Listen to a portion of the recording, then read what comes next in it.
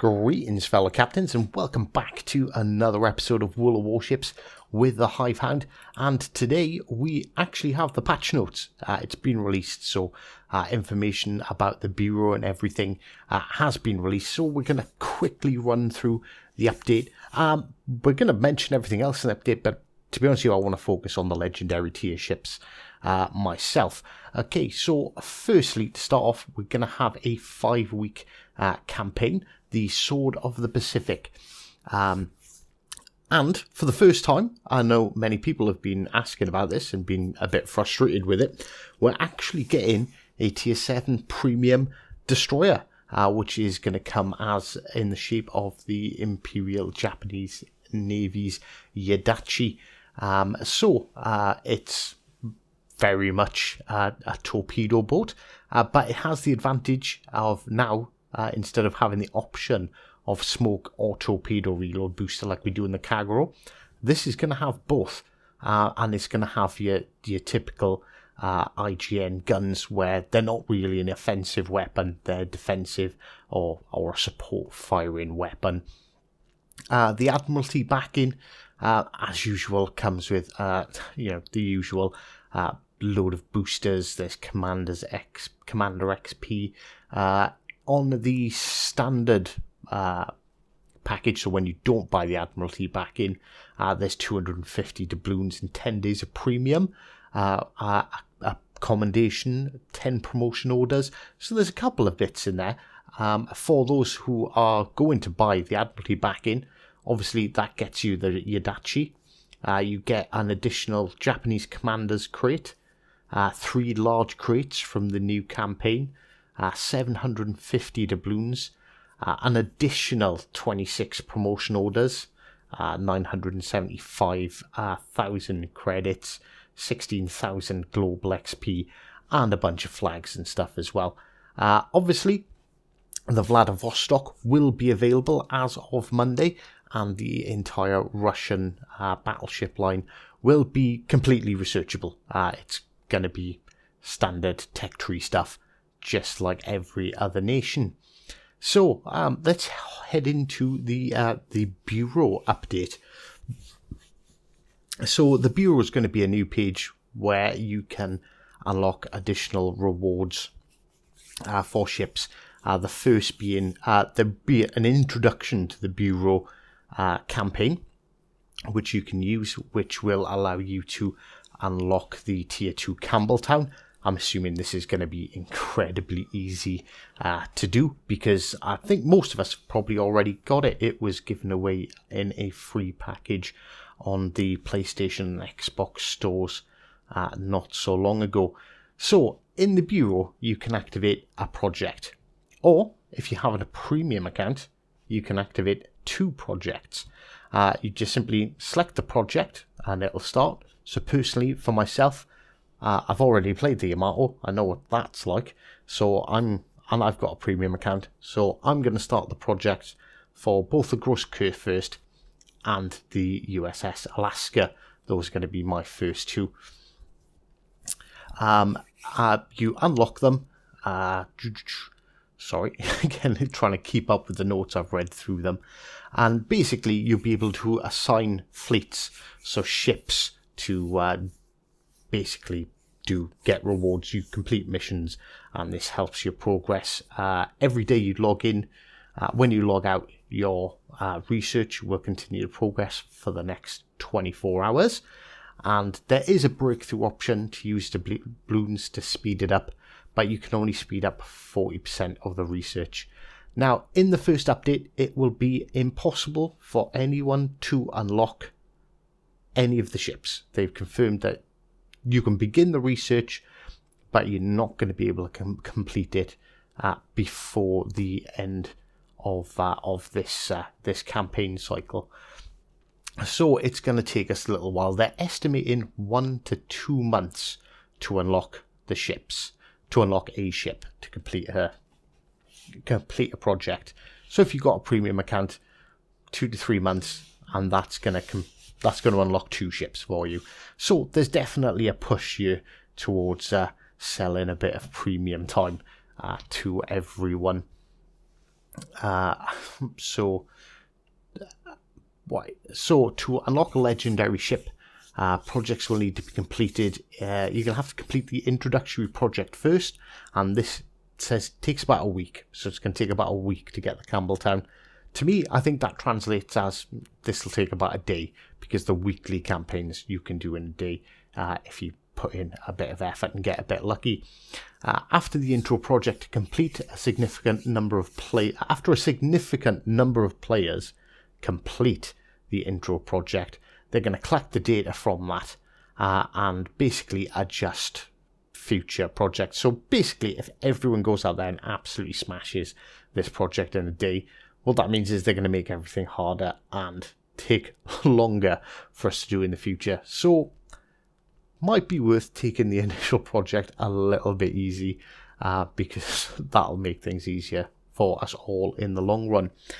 So while you'll be able to start researching legendary ships, it won't be possible to complete the research before the next one rolls out. They can't be boosted more than 40%. They reckon on average 2 to 3 months. You can add trials, which can take off as much as 2 weeks, and while spending doubloons on breakthrough can further shorten the project by about a month. So they're saying 2 to 3 months. They're saying 1 to 2 months. If you spend the money, you can take 2 weeks off then by doing trials. I'm assuming they're going to be the additional missions that can go along. So essentially, 6 weeks, possibly to complete the one of the ships. I think we're going to see this a lot quicker, just judging off previous campaigns. So we're going to definitely revisit this.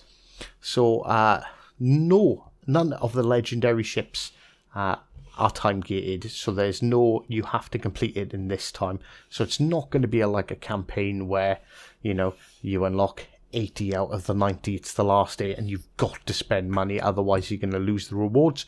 That's not going to happen. There's no time limits, but they have said that future projects may have time limits on them. So that's something to take into account. They've confirmed it's not just going to be ships. There will be other factors in it as well. Now, it doesn't specifically say anything about how the legendary tiers are going to work.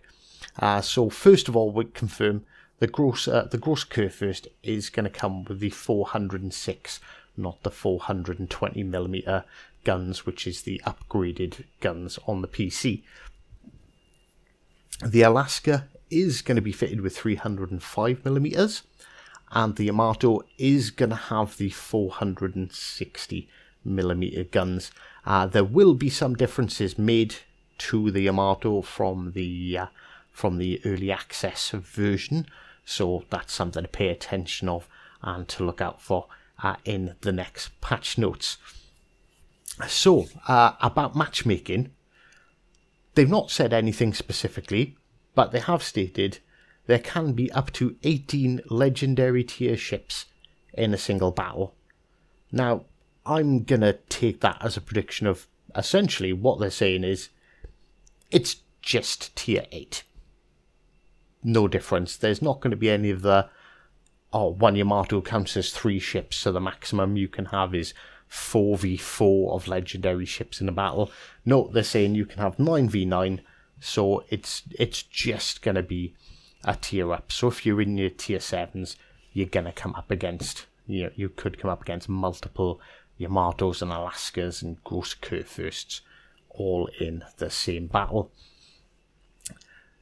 And that's it. That's it pretty much for the new legendaries. There have been some big changes to the tier 7 battles, tier 7 cruisers. So Mogami had to go Baltimore, Edinburgh, Chapayev, the Kutuzov, the Prince Eugen, the Admiral Hipper, the Charles Martel, the Fletcher. We'll just go over the cruisers. Essentially, all the cruisers are getting a rudder shift time boost. They're reducing them by pretty much 10%. for all of the ships. The Kutuzov is getting the same repair party as the Chapayev. The Baltimore is having a additional buff to its bow armor, increasing it from 25mm to 27mm, preventing overmatching by shells of caliber up to 181mm. So they'll be able to basically make them a lot tankier. Most of them are also having a boost to how fast the HP is restored using the repair party. The Attigo is getting a module that you can fit that will allow faster torpedoes with a reduced range of 8 kilometers to replace the current 10 kilometer slower speed torpedoes. The Fletcher is having a couple of buffs. Her shells and their have had their air drag coefficient reduced. Now, for those of you who don't know what that means, is basically they're going to fire longer, lower, and faster. Like the Atlanta, the floaty shells. That's because of the air drag coefficient. The Scharnhorst has really low air drag, so its shells are really flat and really fast. And Atlanta has high drag, so they're really slow and drop in at really high angles. So the Fletcher is going to have a flatter, faster trajectory, enhancing its gunboat capabilities. And it's also having a buff to the reload time. The standard reload time is 3.34 seconds. That's going to be reduced to 3.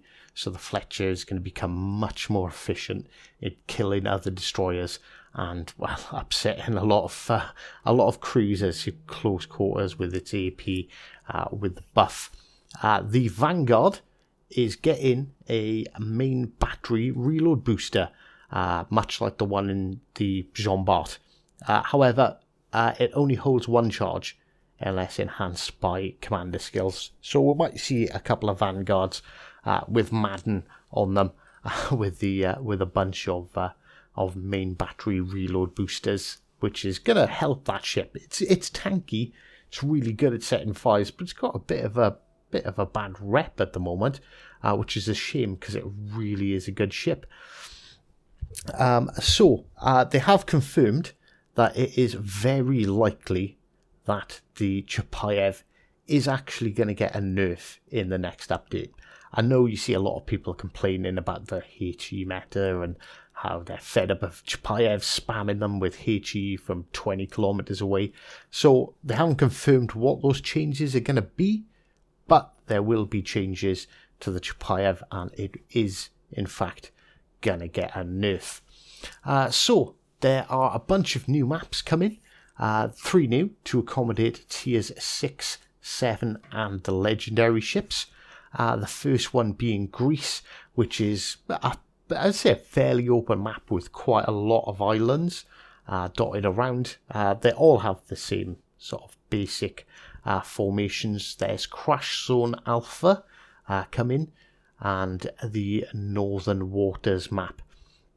So they're going to provide some new landscapes. They all have pretty good cover, and they're aimed to encourage to work on teamwork and implement some tactics. So that could be quite interesting to see. They've added some new ship fire effects. Ship carousel text has been slightly improved. They've split the commanders tabs, so they're now separated by nation, so it's going to be a bit easier to flick through them and when looking at your captains. The rudder control has been made more sensitive. There's a bit less of a dead zone, so when that's going to improve your ability to turn your ship quicker and sort of have a bit more control over it. More sensitivity to the observer camera controls. Vertical movement on the torpedo cameras. Any leftover rubles will be exchanged at a rate of 7,500 credits per ruble. And if you have any Imperials left, there are still Imperial Soviet containers available for 45 Imperials. any leftover Soviet containers that can bring you ships, either destroyers or battleships. If you already have any of the ships in them, you will be getting compensation in form of the ship's value in credits. There has been some camera collision bug fixes patched in as well.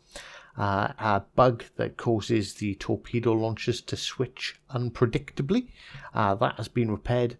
And there is also a rare bug which appears that has ships appear without any hulls. Not one I've seen myself, but it's there, and that has been patched as well. So I hope you've enjoyed the video. I hope you're excited for the upcoming updates. I am genuinely really looking forward to the legendary tiers. It's definitely giving me a reason to continue grinding. It's given us something to work for.